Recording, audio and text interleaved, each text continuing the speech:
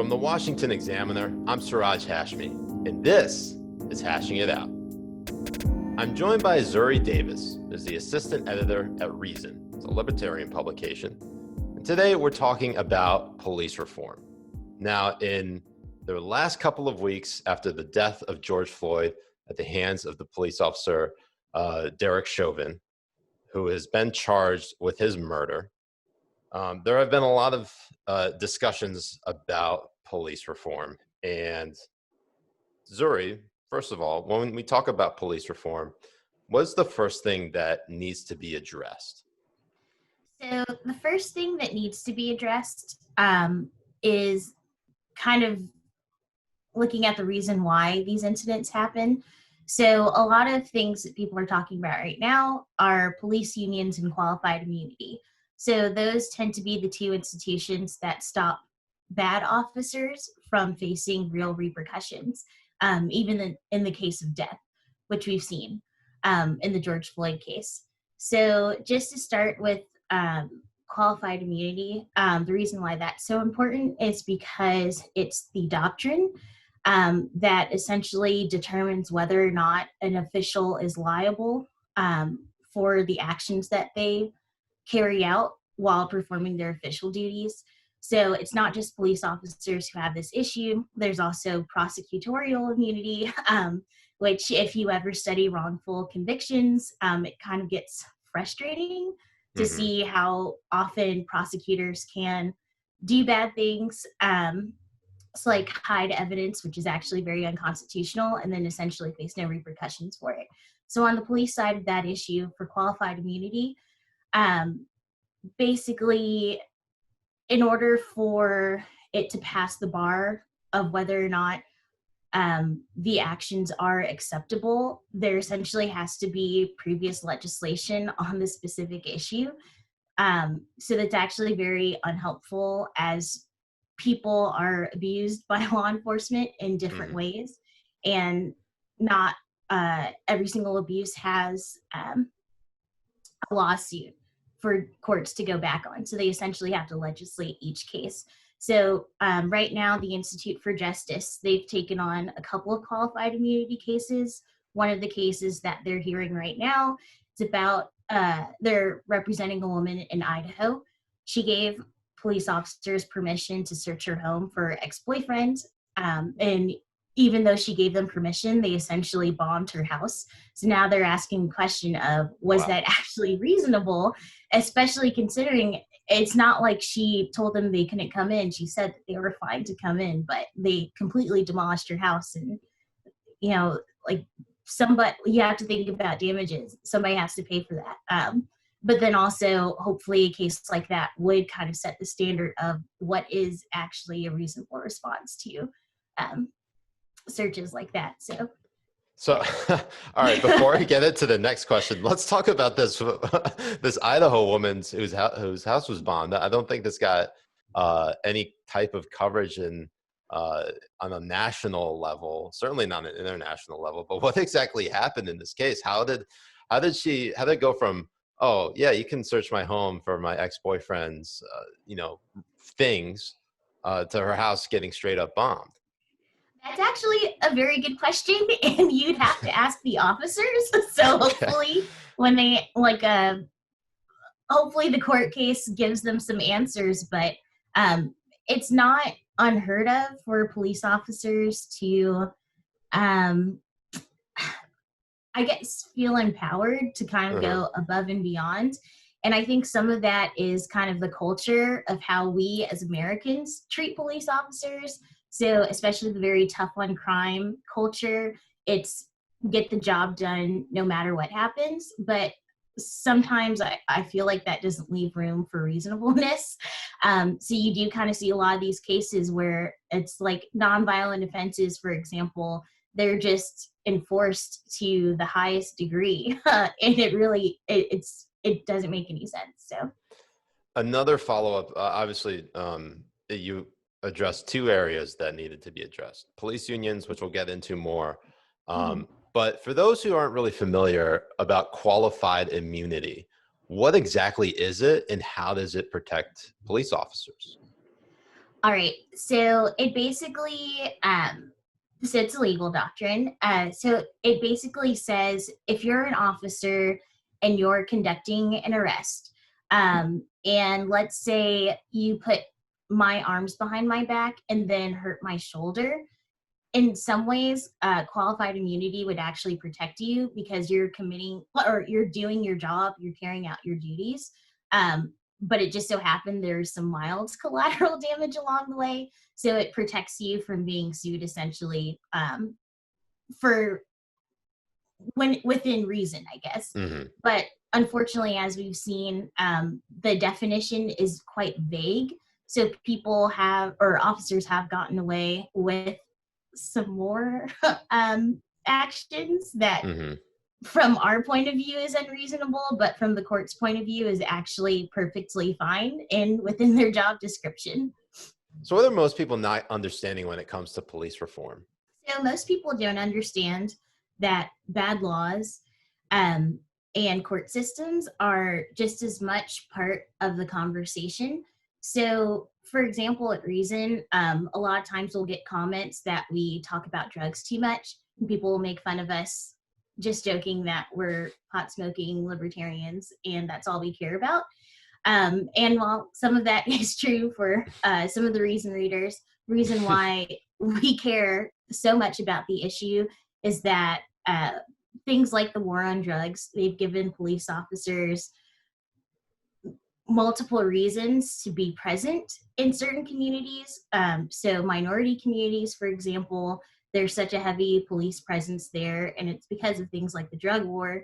It's kind of their justification for having more boots on the ground there. But it Mm-hmm. also gives rise to more interactions and negative interactions. So on the drug war side, you see the effects of that with the death of Breonna Taylor. The way uh, she was essentially killed like a terrorist, like Yeah. the no knock raid, SWAT style, whatever. Like, it's not like the Louisville officers were going after El Chapo. This was just a low um, level drug offender. Uh, well, not her, the person that they were looking for, that was a low level drug offender who, at the end of the day, if you took him out of the drug trade, wouldn't actually make a dent in the drug trade. Yeah. It's kind of like a hydra head there. So you see unfortunate circumstances like that because of drug policies. Something else we talk about the enforcement of traffic citations.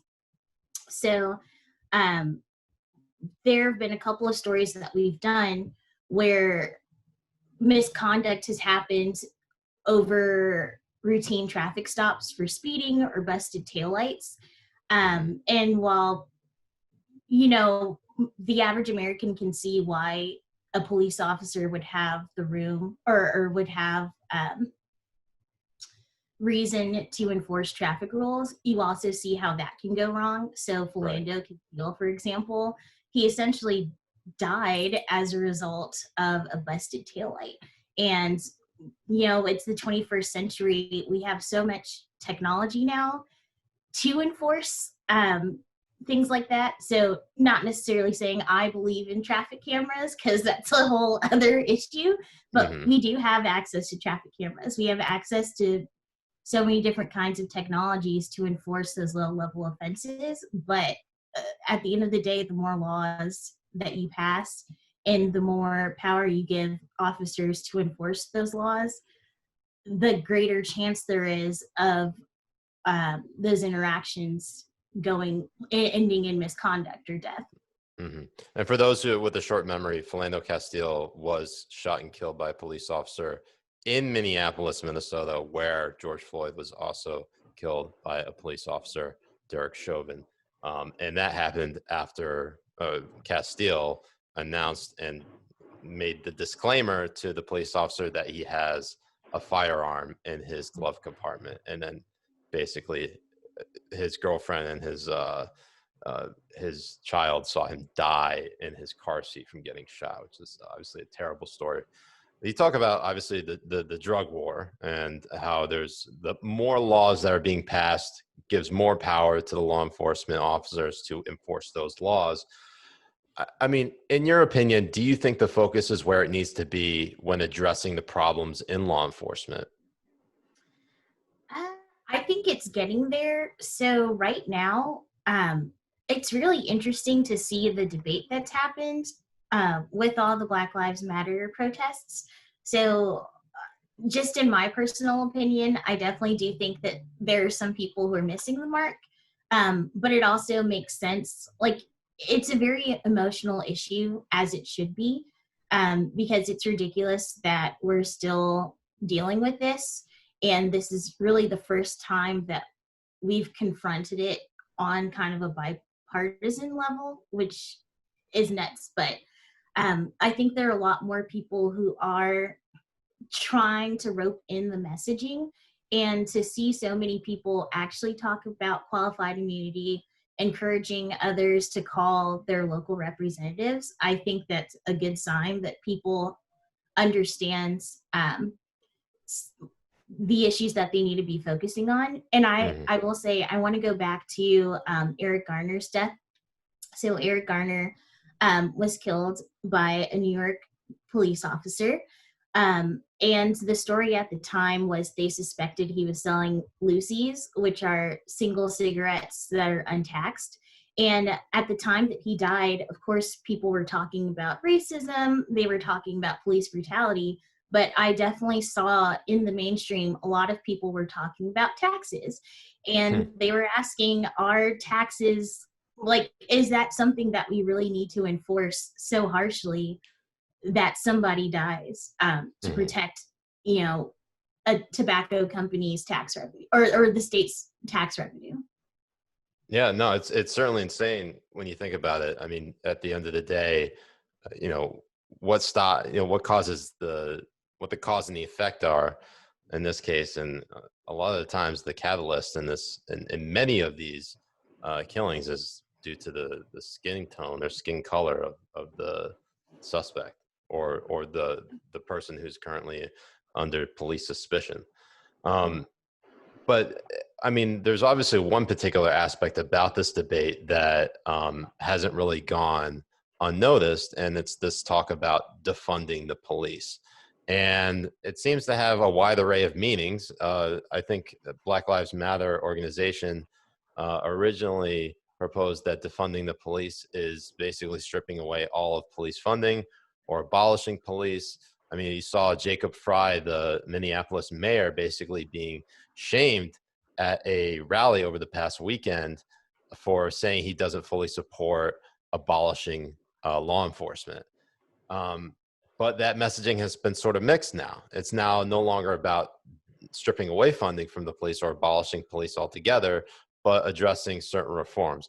What's your take on this? What in this particular defund the police debate? Is it actually a sound strategy to move forward with? So, as libertarians, we specifically at Reason, we have been talking about this issue for quite a long time, for years and years and years and decades even. Also, I know the Cato Institute as well. It's another libertarian organization that's had police brutality on its radar for a long time. So for our policy solutions, we do focus on funding, but we talk about things like the militarization of police, for example. So Mhm. there's really no good reason why uh, a small town police department needs a tank to enforce drug use. Right. Um, and then we also talk about the police union influence, and cutting back on that so that localities do actually have more power over their police departments. And if a police chief wants to actually fire a police officer, that they actually have the power to do so.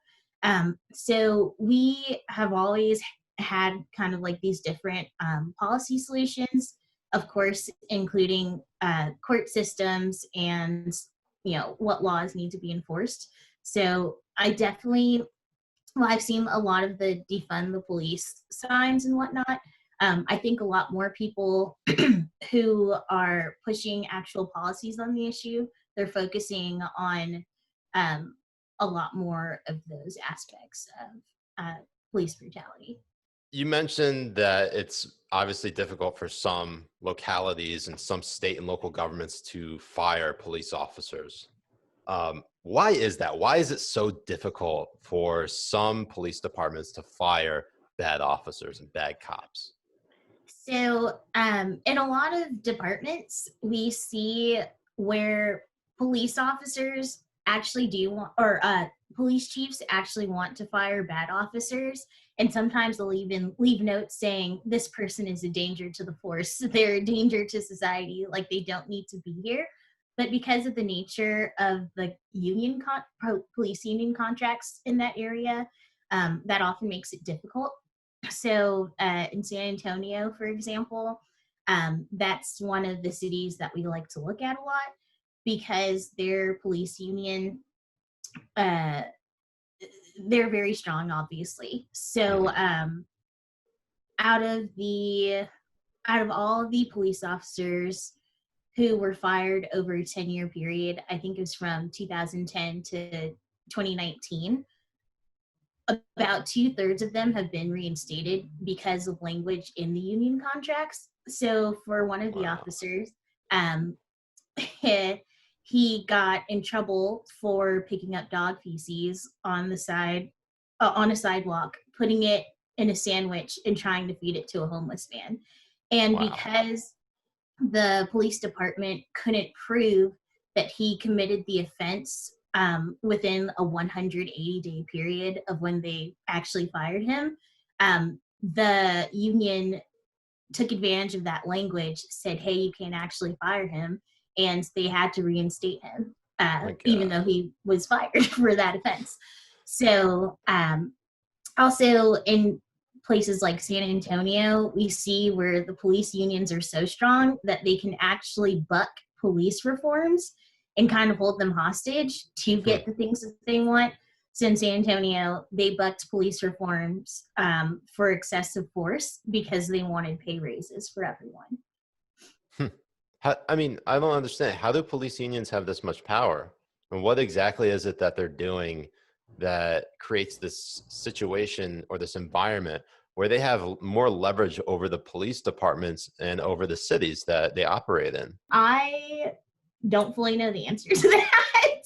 I mean, that's okay. I honestly, that it's sometimes better to say you don't know than, give an answer that, may or may Okay. not be true. But I mean, in your mind, when you think about how these police unions have gotten so powerful, you can look at like taking advantage of the language. You can look at what type of lawyers they're hiring to try to say, push back against police departments that want to fire, bad cops.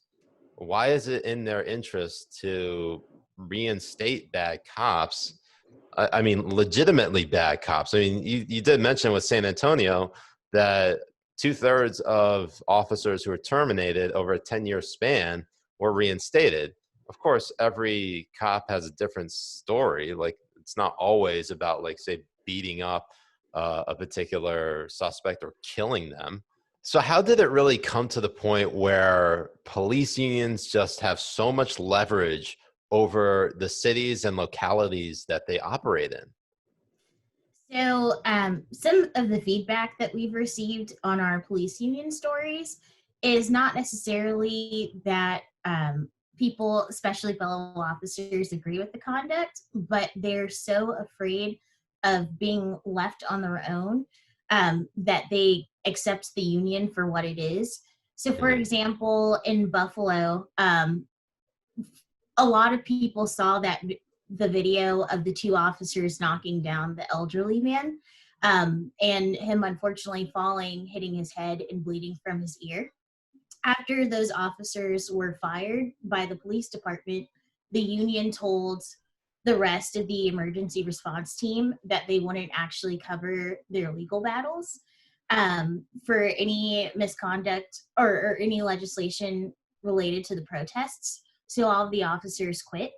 Hmm. Of course, when they quit, the union put out a statement saying that they quit in support of these two officers. And people were very upset by that because if you watch the video, Like there's really no question that they were in the wrong and potentially endangered this man's life. Right. But a couple of the officers actually gave statements after, and they said, hey, it's not necessarily that we agree with them. In fact, that's just something the union said, and they didn't even consult us on that. We're afraid of not having any legal backing if we get in trouble uh, during these protests. So, not to necessarily say that that's a better idea, Right. because um, I feel like if you know you're acting in the right, like you shouldn't have to worry about someone suing you. Like if you're Mhm. not actively pushing old men down, I feel like you don't have to worry about a lawsuit. But in a lot of cases, you'll see that for as much as people, even fellow officers, don't support the bad officers among them, there's still that fear that without the union, they'll be left on their own, essentially. Yeah, that's kind of interesting that you have, at least in Buffalo, a police union sort of throwing their officers under the bus here and saying that, oh, we're not going to, if any legislation is passed out as a result, we're not going to provide you legal backing. Yeah. But in your mind, what has been some of the more horrific examples of bad cops who continue to be reinstated and may even have a job to this day? Well, I like to joke, perhaps not a good joke, but my favorite beat at Reason is this officer in Opelika, Florida. His name is Sergeant German Bosk. For about 8 years now, we've had several stories about this man. So, long story short, he's been arrested 3 times, fired 6 times, and his offenses, truly any misconduct offense you can think of, he's done it. So, he's beaten people up, taken vacations when he shouldn't have, like stolen evidence, lots of things. So unfortunately, even though it's clear that his city does not want him employed anymore, uh, his union backs him every single time. So he gets reinstated each and every single time. And I shared that story a couple of days ago, actually, and some of the comments on it were pretty funny because people were asking, could you imagine having a job where you can get fired 6 times and still have that job at the end of the day? So I mean, it's insane. I've seen some of the reporting on him, in that he has been investigated by Internal Affairs 40 times, 40, and including 16 allegations of battery of a suspect. And he's garnered, as you said, he's garnered the reputation as the most disciplined, fined, and suspended cop in Florida. yeah, Truly amazing stuff. And I mean, outside of Reason, I think only the local publications in Florida have reported on him. And I feel like there's going to be a time in which, German Bosk, the officer in question, will do something so terrible that will garner national attention. And then we'll look at this record of he has been fired 6 times, arrested 3 times. He's done all these things. How is it that he still had a job or was still in the position of authority where he could continue to enforce the law? I mean, in many ways, it looks like a ticking time bomb waiting to explode. for sure. And even if people support police unions, they still need to think about the message that that sends both to him and other people. So he once told a teenager that he could F him up and no one would do anything about it. And he's 100% correct. In fact, in some ways, it's kind of like he's being rewarded for that behavior. So we also reported that at one point he was collecting $60,000 a year of back pay because he was fired. But Wow. that's something that was also written in his union contract. So he was able to essentially sit at home, collect more money than a lot of us make because he got in trouble for doing bad things. And, if you think about, like, there's no private sector job where that would ever fly. Oh, So for there's sure. no reason why the people who are charged with our safety and protection should be able to abide by a different set of rules. So Yeah, and that's amazing. I mean, when we think about German Bosk in particular, is there any particular part of the police union's role in all of this that sort of stood out to you and why they would continue backing him? I think the part that really stands out to me is that the union is actively working against the wishes of the police chief. So there are definitely lots of instances out there where police unions in some ways go a bit further than what the actual police officers are saying. So if you ever have some extra time, the NYPD's union is actually a very fun follow on Mhm. Facebook because a lot of times they'll just throw out these tweets and these posts that are very emotional, but then you go through and you see that they're written by people who haven't even been on the police force for like decades.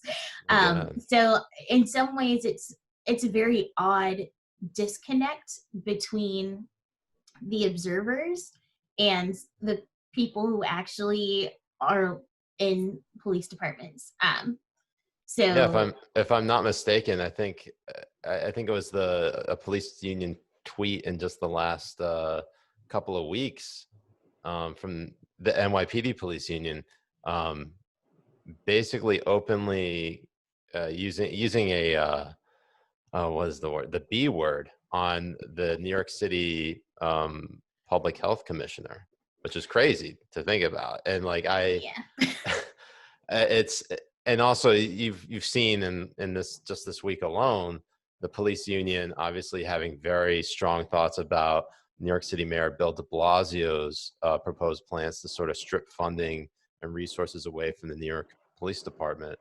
Um, but getting into a slightly different aspect of policing, because one of the talking points and probably one of the long firmly held beliefs by many people and many Americans in particular, certainly people of color, is that I mean that there's a systemic problem or systemic racism in law enforcement. But you've seen a lot of people sort of sympathize with police and say that there actually isn't a systemic racism problem. One of whom was, I believe, Larry Kudlow, who is a White House senior economic advisor, doesn't believe that there's systemic racism currently in America. When you hear that, what goes through your mind? um, I feel like if you say that, you're just not paying attention. So first, let me recommend the actual expert on the issue, to Radley Balco. If you're a fan of criminal justice reform, you definitely need to check out his content. I know that he's done some work for the Washington Post about systemic racism. He's even gone back and updated that post with current statistics. So Hmm. he's a very good researcher, obviously, and people respect what he has to say because he's dedicated so much time to the topic. But I feel like the past week or two that we've experienced, if you're still saying that, then truly, I feel like you must be living under a rock. And I say that Hmm. because we've had so many different videos come out of police enforcement, and there are actually two videos that stand out in my mind. So the first one was when the CNN reporter was arrested. So the reporter was Black and Latino, I believe. And the arrest was caught on camera in Minneapolis, and he identified himself as press, but they still arrested him anyway. And after that happened, one of his white coworkers actually tweeted that he was in the same area. The officers came up to him as well, and he also identified himself as press, and they said that he was fine to go. So already you have, Wow. yeah, you have something that's very clearly in your face. But even if you happen to miss that, there's another video that happened in Atlanta, and basically two college students were driving down the street during the aftermath of one of the protests, and they were Hmm. actually trying to pick up a friend. and get that friend in the vehicle. In front of them, there is a white girl and she's smiling and like waving to the camera. And behind her, it's this black couple and they're being brutalized by police officers. And like they damaged the vehicle, they broke the window, they threw the kids to the ground, they tased one of them. And all of those officers have since been charged with assault and battery and various misconduct for the incident. But some people have pointed out that that kind of shows, like, here's this white girl in the car ahead of them, just being able to drive down the street. And then here's this black couple and they're being brutalized like they just killed someone, My So, God. I mean, even if you didn't, even if it was hard for you to believe that happens, like, it's on camera and we're finally seeing those things right now. And Yeah. it's just kind of ignorant at this point to say that it's not happening. Finally, where do we go from here? I mean, is there a point in your mind in which we as a society will sort of look at all of this and, the amount of reforms and legislation that go through to sort of say and look back on it and say, yeah, we finally resolved the problem of, lack of police accountability, of police brutality, of systemic racism and police force against communities of color and frankly, just racism against the Black community. Is there a point where you think we can actually reach that? I think there's a point, but it's going to be a slow burn process. So I think there are three different things to look forward to. Um, so the first one is obviously all the legislation that's coming out. So both in Congress and then localities as well. They are passing meaningful reforms. So you have Breonna's Law for Breonna Taylor, which would regulate the no-knock raids. You have more people pushing body cameras in Nashville, where I live. That was a huge deal, and there was a lot of pushback from the local government. But just this week, that's something that's finally on the table for them to talk about. And then you also have places like New York, for example. They just repealed Section 50A of their civil rights statute. So that would allow for easier access to police records. So people can easily find use of force incidents and allegations. The second thing that I see leading us in a different direction is there are a good number of law enforcement officials who equally want to see reform. So there's one group that I like in particular, the Policing Project. They're run out of NYU, and they have a lot of law enforcement officers on their board, and they push for front-end policing. So what a lot of police departments do now is they don't actually interact with their communities. They don't proactively interact with their communities on social media or anything. So the only time people see them is when they're getting arrested or when they're releasing statements because, they brutalized someone. So what the police... I was just saying, I see it's like that. I mean, that makes a lot of sense. They only make appearances when, say, something really bad happens.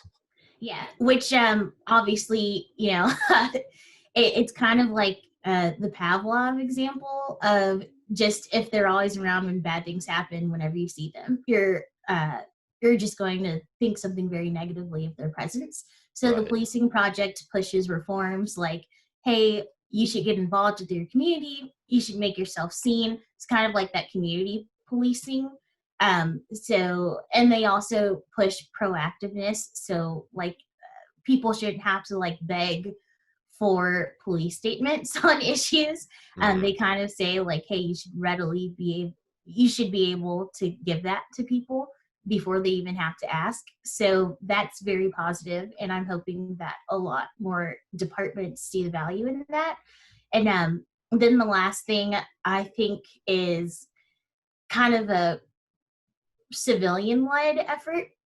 So after the shooting of the Dallas police officers in 2016, Police Chief David Brown, who is my favorite person ever, he got on camera and he talked about his own personal experience with police officers in his town. And just to give some background, like, he is a Black man, and he lost some family members to gun violence. So, like, he lived a very difficult life in his area, but he pushed other Black men, specifically in that area, that or just around the country. He said that if they saw issues with their police department, they needed to do what he did, which is to actually join them and push for reform. So actually, after the George Floyd death, on his Twitter, someone actually tweeted him and said, "Hey, I took your advice 4 years ago. Now I'm a police officer, and now this is how I'm trying to make a difference in my department." So I think if more people knew that they were also empowered to join departments and try to change some of those things from the inside, I think that would lead towards just kind of a better policing environment in this country. Well, Zuri Davis, assistant editor at Reason, thank you so much for joining us. Thank you for having me.